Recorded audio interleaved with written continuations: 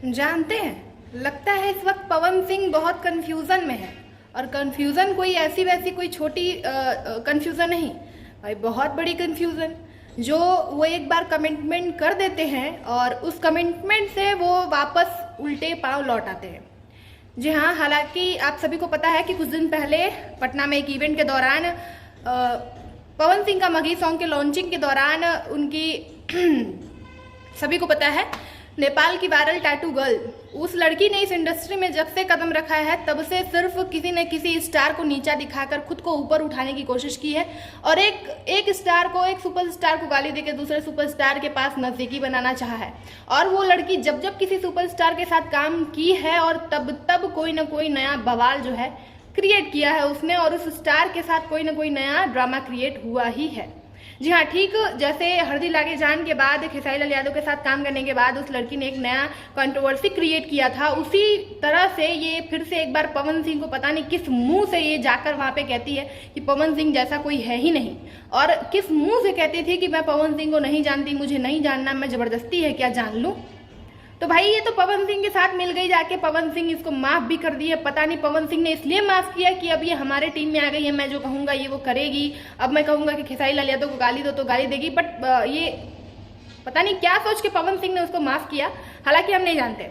अब बात यह है कि जो आपने वादा सुना था पवन सिंह के मुंह से कि मैं वादा करता हूं तुम्हें मैं एक गाने में काम जरूर दूंगा, तुम मेरे साथ जरूर काम करोगी। अब भाई इस पे तो Saumya Pokhrel viral tattoo girl की कोई खुशी का ठिकाना ही नहीं रहा। हमें समझ में नहीं आ रहा कि हमारे यूपी बिहार में लड़कियों की कमी पड़ गई है कि मॉडल्स की कमी पड़ गई है कि एक्टिंग की कमी पड़ गई है, जो ये नेपाल की टैटू गर्ल पता नहीं कहां से आके भोजपुरी इंडस्ट्री में घुसी पड़ी है। और सुपरस्टार भी इसको नचाए फिर रहे, सॉरी ये नहीं, सुपरस्टार इसको नहीं नचा रहे, ये सुपरस्टारों को नचा रही है गोल गोल, कभी उनके पास जाके, कभी उनके पास जाके, कभी उनके पास जाके झुनझुना सा बजा रही है। समझ में नहीं आता इसका माइंडसेट क्या है इस बंदी का, और ऐसा लगता है मानो इसको कोई चला रहा हो कि तुम ऐसे ऐसे करो, तुम ऐसे ऐसे करो। खैर, बहुत खुश थी कि इनके साथ पवन सिंह जी काम करेंगे, इनके साथ जो है पवन सिंह जी का गाना आएगा। और बता दें आपको कि जी हाँ, बिल्कुल सच सही बात। और कल के बता दें, कल दिन में शायद पवन सिंह के साथ, कल दिन में या परसों रात में पवन सिंह के साथ गाने की शूटिंग भी डन हो गई थी। शूटिंग की फोटोज और तस्वीरें और वीडियोस कुछ कुछ वायरल भी हो रहे थे, बहुत ज्यादा। पवन सिंह जी बड़े खुश नजर आ रहे हैं, ये भी बड़े खुश नजर आ रही है, स्टोरी पे स्टोरी, फोटोज पे फोटोज लगाई जा रही है नेपाली टैटू गर्ल। अब बता दें कि दिक्कत कहाँ आती है कि पवन सिंह के जो फैन हैं, मैंने पिछले वीडियो में भी कहा था कि ये हरकत पवन सिंह की पवन सिंह के फैंस को भी नहीं पसंद आई।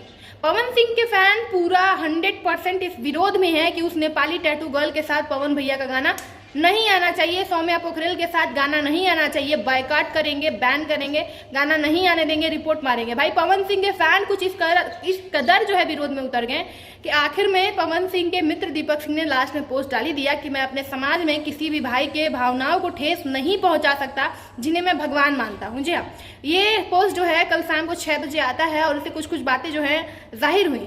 फिर थोड़ी देर बाद ये कंफर्म हुआ कि ये जो गाना पवन सिंह के साथ शूट हुआ था इनका टैटू गर्ल का, अब ये गाना नहीं आएगा। जी हाँ, बिल्कुल सही सुना आपने, ये गाना अब नहीं आएगा। भाई इस टैटू गर्ल का रिएक्शन देखने लायक होगा वहां पे जिस टाइम इसको मना किया गया होगा। भाई जिस कदर इसने पवन सिंह को बेइज्जत किया था कि मैं पवन सिंह को नहीं जानती, मतलब जूता भिंगा के मारने वाला काम हुआ है इसके साथ कि आओ काम करो, शूटिंग करा के अब इसको बोल दिया गया गाना नहीं आएगा। भाई इसका रिएक्शन तो देखने लायक हुआ होगा, और हमारे ख्याल से ये तो बिल्कुल सही हुआ है। भाई तुम हमारे भोजपुरी इंडस्ट्री के लायक नहीं हो, जो तुम सुपरस्टारों के बीच में झगड़ा लग रहा हो, तो तुम इस इंडस्ट्री के लायक नहीं हो। तुम्हारे साथ जो हुआ वो सही हुआ है।